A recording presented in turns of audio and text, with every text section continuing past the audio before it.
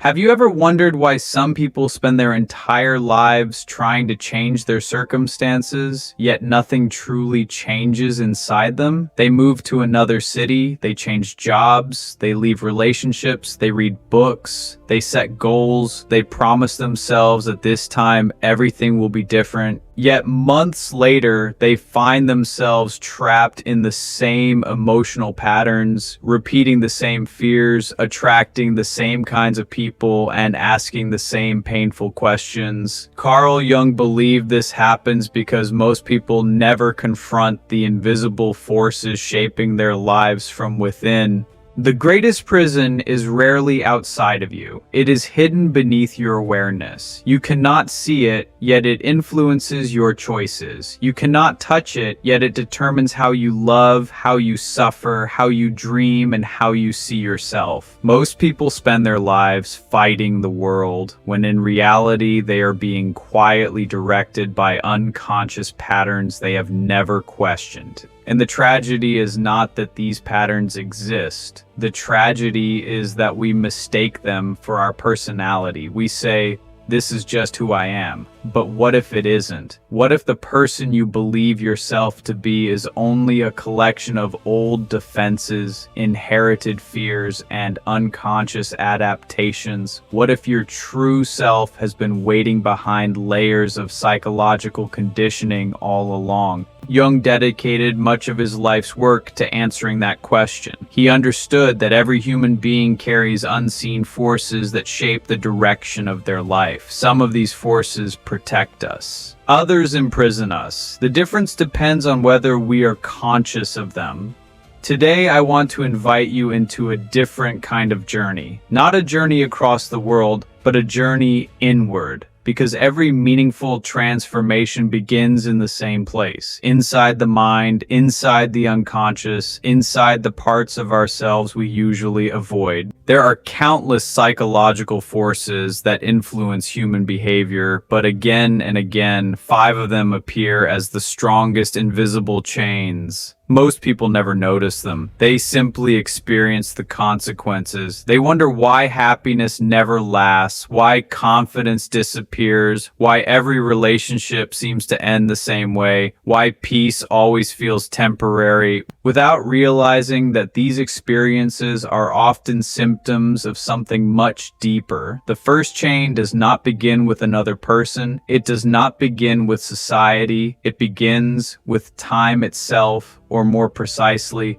with the way we relate to our own past. There is nothing wrong with remembering. Memory is one of the greatest gifts of the human mind. It allows us to learn, to grow, to recognize danger, to preserve love. But memory becomes destructive when it transforms from a teacher into an identity. Many people are no longer living in the present. They are emotionally living inside events that ended years ago, a conversation they cannot forget, a betrayal they still replay every night, a failure that convinced them they would never be enough, an injustice they carry like a permanent wound. The event is over, but psychologically, it never ended. Jung observed that unresolved experiences do not simply disappear.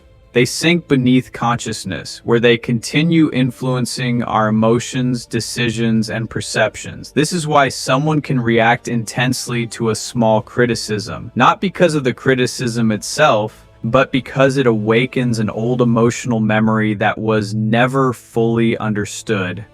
The unconscious does not measure time the way the conscious mind does. To the unconscious, an unhealed wound can feel as alive today as it did 20 years ago. This is why healing is not about forgetting. It is about transforming your relationship with what happened. There is a profound difference between saying, "Something painful happened to me," and saying, "That painful event defines who I am." The first statement leaves room for growth. The second builds a prison. Many people unknowingly introduce themselves to the world through their wounds. They expect rejection before anyone speaks. They expect abandonment before anyone leaves. They expect disappointment before anything even begins. Not because reality has already decided their future, but because the past has quietly become the lens through which they interpret every new experience. This is one of the greatest psychological illusions. The mind begins protecting itself from pain by assuming the future will repeat the past. At first, this feels like safety. Eventually, it becomes limitation. Because when you expect suffering everywhere, you stop recognizing opportunity. When you expect betrayal, trust becomes impossible. When you expect failure, you unconsciously sabotage your own efforts before life even has a chance to surprise you. Jung believed that every person carries unfinished psychological material, not to punish them, but to invite them toward greater consciousness. Your past is not your enemy. Ignoring it is. Allowing it to become your identity is. The goal is not to erase your history. The goal is to stop allowing history to write your future. Ask yourself something honestly. If every painful memory disappeared tomorrow, who would you become? Would you still describe yourself in the same way? Would you still believe the same limitations? Or have you become so familiar with your wounds that life without them feels unfamiliar? This question makes many people uncomfortable because sometimes the greatest attachment we have is not to happiness, but to the identity we created around our suffering. And freedom can feel frightening when pain has become familiar. The human mind has an extraordinary ability to adapt. When something hurts us often enough, we do not simply remember the pain, we build an identity around avoiding it. Without realizing it, we begin shaping our entire personality to protect ourselves from experiences that may never happen again. This is where the second invisible chain quietly enters our lives: the need to be accepted. Most people believe they want love, but very often what they are truly chasing is approval. There is a difference. Love allows you to exist as you are. Approval asks you to become someone else. Carl Jung described a part of the psyche he called the persona. The persona is not a bad thing. In fact, it is necessary. It allows us to function in society. It helps us communicate. It helps us cooperate. It helps us play the different roles life requires. The problem begins when the mask slowly replaces the face behind it. When you become so identified with the version of yourself that others expect, you slowly forget the person you were before you started performing. Think about how early this begins. As children, we quickly learn which behaviors receive affection, which emotions receive punishment, which parts of ourselves make adults smile, and which parts make them uncomfortable. Little by little, we edit ourselves. We become quieter or louder, kinder, stronger, more agreeable, less emotional, more successful. Whatever version seems most likely to earn acceptance. At first, it feels harmless. After all, everyone wants to belong. But years pass, and one day you wake up living a life that feels strangely disconnected from your own soul. You smile when you don't want to smile. You say yes when every part of you wants to say no. You apologize for things that never required an apology. You hide your opinions. You suppress your dreams. You censor your emotions, not because someone forced you to, but because somewhere along the way, you became convinced that being accepted was more important than being authentic. Jung warned that whatever remains hidden eventually demands expression. The parts of yourself that you reject do not disappear. They simply wait. The opinions you never speak, the boundaries you never set, the tears you never allow yourself to cry, the anger you pretend not to feel, none of it vanishes. It sinks beneath the surface, and from there, it begins influencing your life without your permission. Many people believe they are making rational decisions. but often they are simply protecting an image, the image of being the perfect employee, the perfect partner, the perfect parent, the perfect friend, the perfect spiritual person, the perfect success story. Yet perfection is one of the most exhausting prisons ever created, because perfection has no finish line. No matter how much approval you receive, it is never enough. Someone will still misunderstand you, someone will still criticize you, someone will still reject you, and if your peace depends on universal approval, peace will never arrive. Imagine carrying a mirror everywhere you go. Every few seconds you stop to ask strangers if your reflection is acceptable.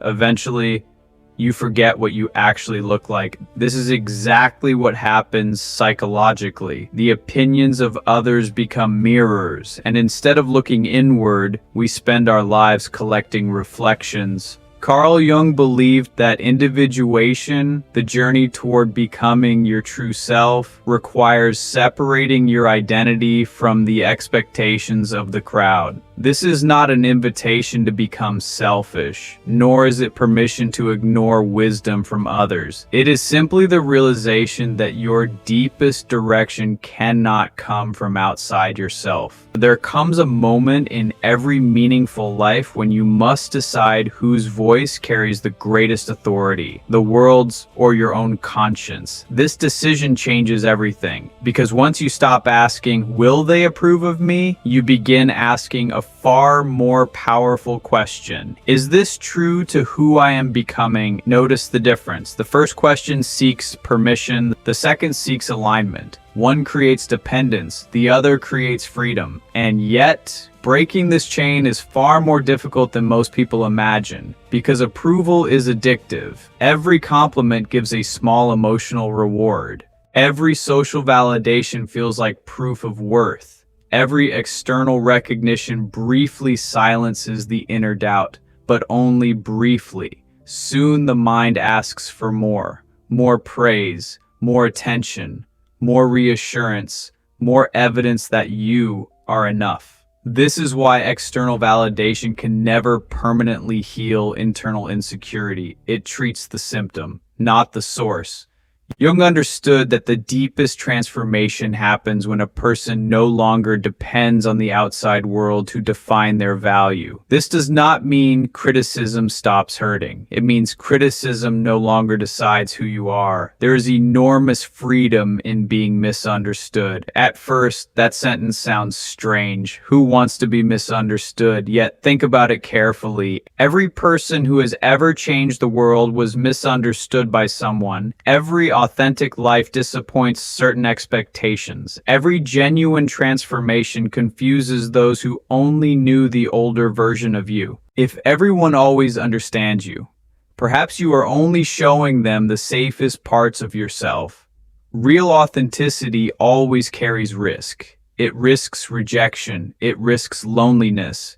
It risks disappointing people who benefited from the version of you that never changed. And that is precisely why so many people remain trapped. Not because they lack potential, but because they fear losing approval more than they desire freedom. Eventually, life presents everyone with the same silent invitation. You can continue living as the person who receives applause, or become the person your soul has been asking you to become. Rarely are those two paths exactly the same, and the moment you choose authenticity over performance, something remarkable begins to happen. You stop chasing acceptance. You begin attracting people who recognize the real you, not the mask, not the performance, not the carefully constructed image, but the person who was there all along, waiting patiently beneath the persona. The moment the mask begins to fall away, another question naturally rises to the surface. If I am not the person I have been pretending to be,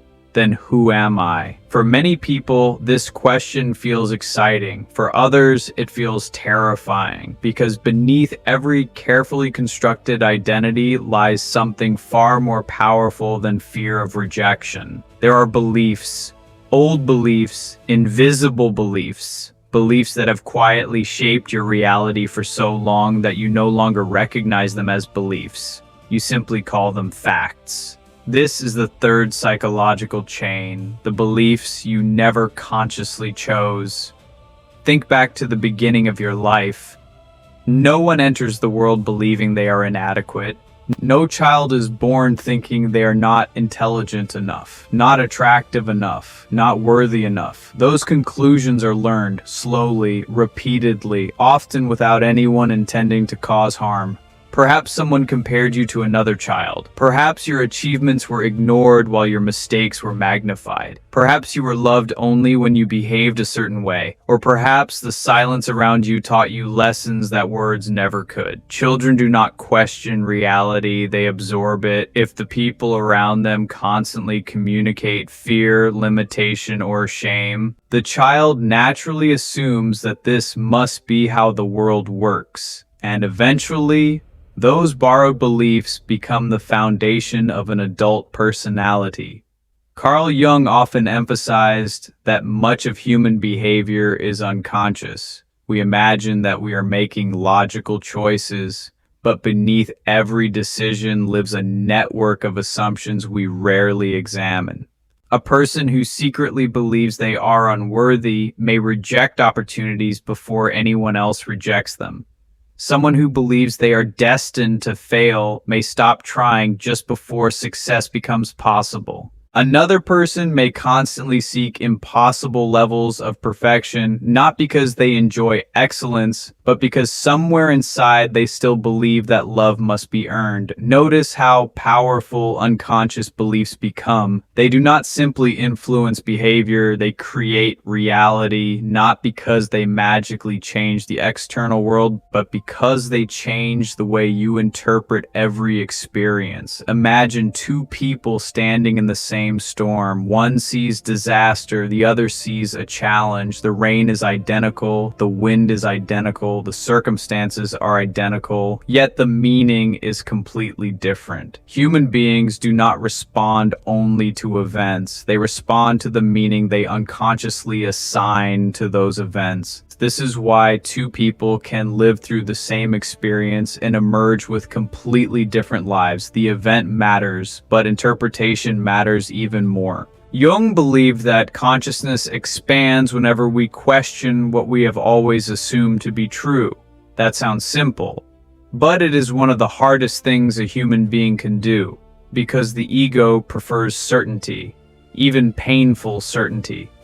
A familiar prison often feels safer than an unknown freedom. This explains why people sometimes remain in jobs they hate, relationships that slowly destroy them, habits that no longer serve them, not because they enjoy suffering, but because suffering has become familiar. The unknown feels more frightening than the known, even when the known is painful. This is one of the greatest paradoxes of the human psyche. We say we want change, yet unconsciously protect the identity that prevents change from happening. Jung understood that transformation is not merely about acquiring new knowledge. It is about allowing an old identity to dissolve, and every identity resists its own death. That resistance often appears as self-doubt, procrastination, perfectionism, fear, excuses, or endless overthinking. But beneath all of those behaviors lies one silent question. What if I discover that I am not capable? That question has stopped more dreams than failure itself, because the mind begins imagining defeat long before reality has spoken. Think about how many people never write the book they dream about, never start the business, never pursue the relationship, never change careers, never speak their truth, not because they know they will fail, but because an unconscious belief whispers,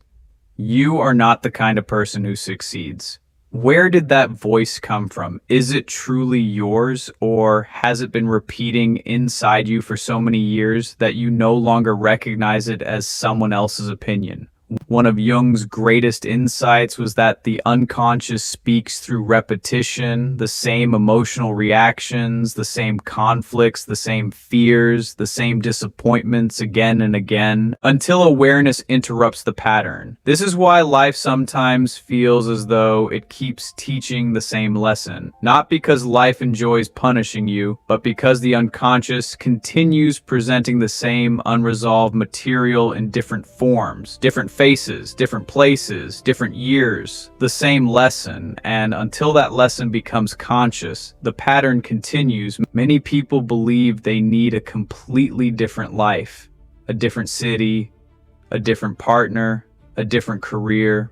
Sometimes they do, but often what they truly need is a different relationship with themselves, because wherever you go, your unconscious goes with you. You can cross oceans, change countries, reinvent your appearance, meet entirely new people, but if the same unconscious beliefs remain untouched, the same emotional reality quietly follows. Freedom does not begin the moment your circumstances change. Freedom begins the moment your awareness changes. The moment you recognize that every belief deserves to be questioned, especially the ones that have been with you the longest, because some of the strongest walls in your life were never built by reality. They were built by assumptions, and assumptions can be dismantled one conscious realization at a time. The moment those invisible assumptions begin to lose their power, another truth quietly emerges. Human beings are not only shaped by the stories they believe about themselves, they're also shaped by the people they believe they cannot live without. This is the fourth psychological chain: emotional dependence. At first, this can look like love, it can sound like devotion, it can even feel beautiful, but beneath the surface, something very different is often taking place. Many people are not searching for connection. They are searching for completion. They hope another person will silence the loneliness they cannot face, heal wounds they have never understood, provide certainty they have never found within themselves. There is nothing wrong with wanting love. Love is one of the greatest experiences a human being can know. Jung never suggested that we should isolate ourselves from others. Quite the opposite. He believed that genuine relationships play a profound role in our psychological development.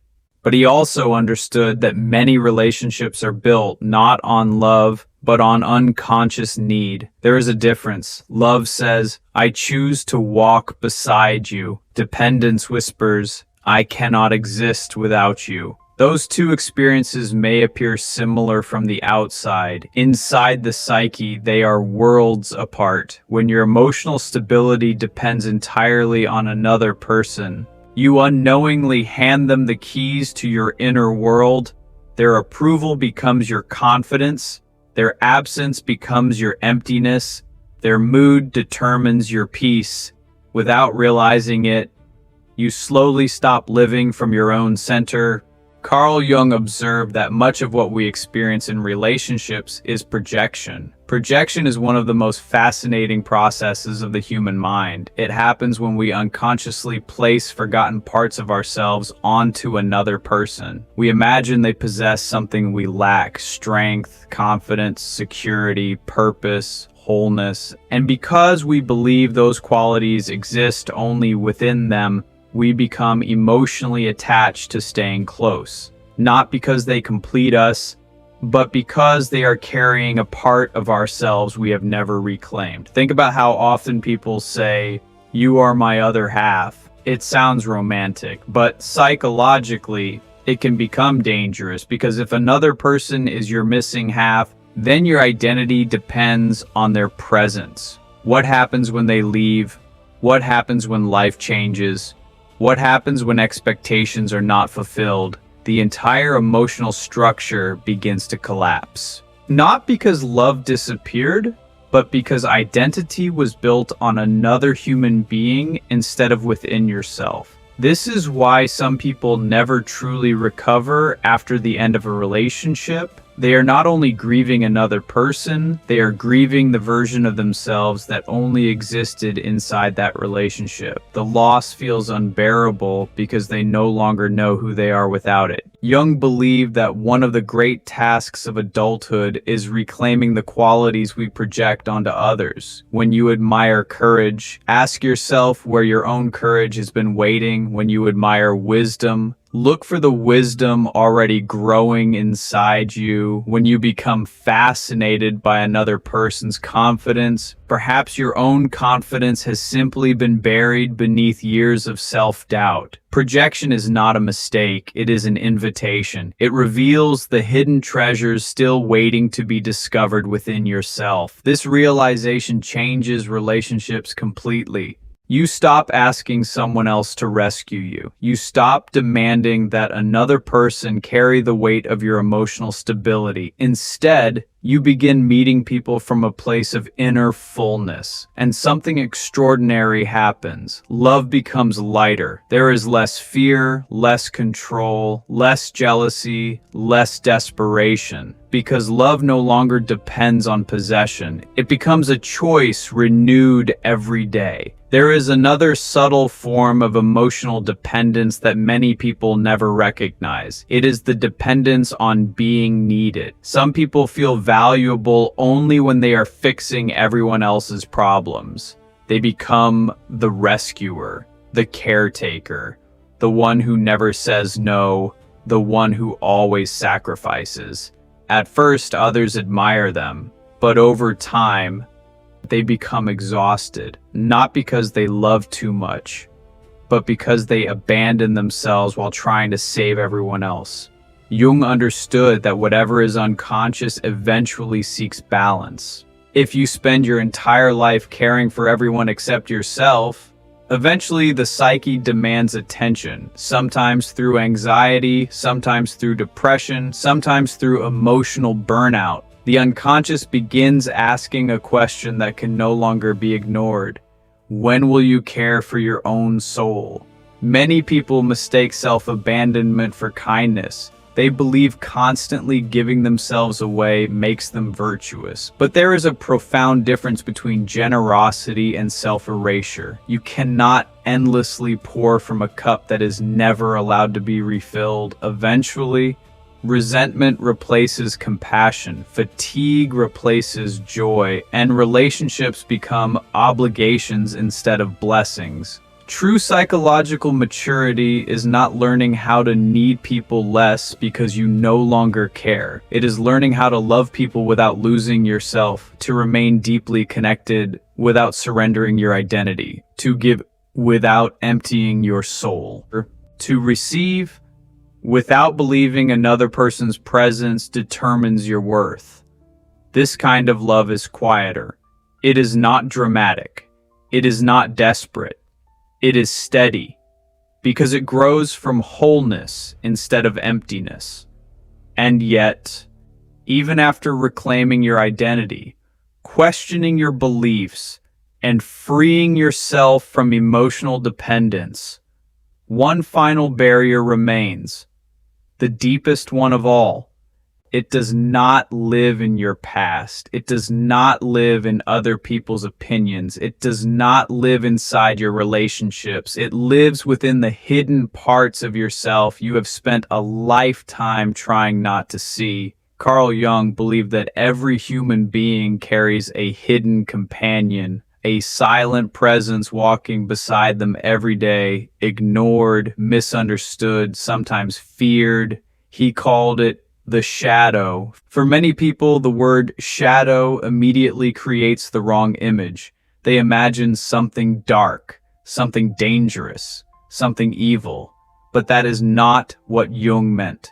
The shadow is not the monster hiding inside you. It is the part of you that has been left in the dark. It is every quality, every emotion, every desire, every instinct that your conscious mind decided was unacceptable. Not because those qualities were evil, but because somewhere along your life you learned they were not welcome. Perhaps you were taught that anger made you a bad person, so you buried your anger. Perhaps you were told that ambition ambition was selfish, so you learned to hide your desire for greatness. Perhaps your sensitivity was mocked, so you convinced yourself to stop feeling. Perhaps your confidence made someone uncomfortable, so you became smaller. Little by little, you built an acceptable version of yourself. Everything that fit this version remained in the light. Everything that did not was pushed into the shadow. The problem is that nothing inside the human psyche simply disappears. Whatever is rejected continues to exist, only now.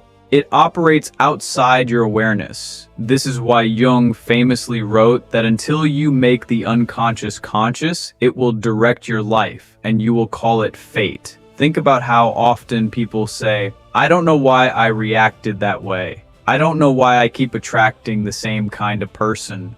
I don't know why I keep sabotaging myself." Very often, the answer lives in the shadow, because the parts of yourself you refuse to acknowledge do not remain silent. They express themselves indirectly, sometimes through fear, sometimes through anger, sometimes through envy, sometimes through anxiety, sometimes through behaviors that seem completely irrational. Imagine trying to hold a beach ball underwater. At first it seems possible, you push it down, you keep it hidden, no one else can see it, but the pressure never disappears. Eventually, the ball bursts back to the surface, often with even greater force than before. The shadow behaves in much the same way. The more energy you spend denying certain parts of yourself, the more psychological energy those parts demand. This is one reason why people sometimes experience emotional outbursts that seem completely out of proportion. Years of suppressed emotion finally find a small opening, and everything comes rushing out at once. Jung believed that one of the greatest mistakes people make is confusing awareness with danger. They believe that acknowledging anger will make them violent, that recognizing fear will make them weak, that admitting envy will make them immoral. But awareness does not strengthen the shadow. Awareness transforms it. You cannot heal what you refuse to see. You cannot integrate what you continue rejecting.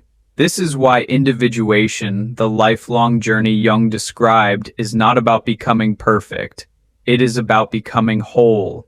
Wholeness means allowing every part of your humanity to become conscious. Not so it can control you, but so you can consciously choose how to express it. Your anger can become healthy boundaries. Your fear can become wisdom. Your ambition can become purpose. Your vulnerability can become genuine connection. Even your pain can become compassion. The shadow is not asking to dominate your life. It is asking to be acknowledged. There is another fascinating way the shadow reveals itself. It often appears through other people. Have you ever noticed how certain individuals provoke an unusually strong emotional reaction inside you? Sometimes admiration, sometimes irritation, sometimes immediate distrust, sometimes intense fascination. Jung believed these reactions often reveal projections. When someone else's behavior triggers something unusually powerful within you, it is worth asking why. Perhaps the quality you admire is one you have never allowed yourself to express. Perhaps the quality you despise is one you secretly fear exists within you. The external world becomes a mirror, not because every judgment is projection, but because some of the strongest emotional reactions point toward unfinished psychological work. This realization changes the way you see conflict. Instead of asking, "Why is this person affecting me so much?" you begin asking, "What part of myself is asking to be seen through this experience?" Suddenly, life becomes a teacher. Every difficult relationship becomes information. Every emotional trigger becomes an invitation. Every uncomfortable moment becomes an opportunity to know yourself more deeply. That does not mean every conflict is your fault. It simply means every conflict contains the possibility of greater awareness. And awareness is where freedom begins. Many people spend decades trying to eliminate fear, trying to eliminate sadness, trying to eliminate uncertainty, trying to become permanently confident, permanently peaceful, permanently happy. But Jung never believed that psychological health meant eliminating difficult emotions. He believed psychological health meant expanding your capacity to contain them without being controlled by them. The strongest person in the room is not the one who never feels fear. It is the one who understands fear without surrendering to it. The wisest person is not the one who never experiences anger. It is the one who knows exactly why the anger appeared and what it is trying to communicate. This is the difference between repression and integration. Repression hides, integration understands, and understanding changes everything. When you stop running from yourself, something extraordinary begins to happen. The energy once spent maintaining masks, suppressing emotions, seeking approval, protecting old identities, and depending on external validation, becomes available for something entirely different. Living, truly living, not as the person your fears created, not as the person your past demanded, not as the person other people expected you to become, but as the person who has quietly existed beneath all of those layers from the very beginning. Perhaps that is why Jung believed the privilege of a lifetime is becoming who you truly are, not because it is easy, not because it happens overnight, but because every step toward consciousness is a step away from unconscious imprisonment. The past may explain you, but it does not define you. Other people's opinions may surround you, but they do not determine your worth. Old beliefs may have shaped your mind, but they do not have to shape your future. Love can enrich your life, but it should never replace your identity. And the shadow you have feared for so long may become your greatest teacher once you have the courage to face it. So before you leave this moment, ask yourself one question. Which of these 5 invisible chains has been quietly directing your life? Don't answer too quickly. Sit with the question. Observe your thoughts. Notice what makes you uncomfortable. Because the chain that creates the strongest reaction is often the one that has held the greatest power over you. And perhaps the simple act of recognizing it today is the first real step toward becoming the person you were always meant to be. If this message resonated with you, share in the comments which of these 5 chains challenged you the most. Your reflection may help someone else begin their own journey. And if you're seeking a deeper understanding of Carl Jung's psychology and the path toward individuation, subscribe to the Kingdom Within. There is much more waiting to be discovered, not in the world outside you, but within.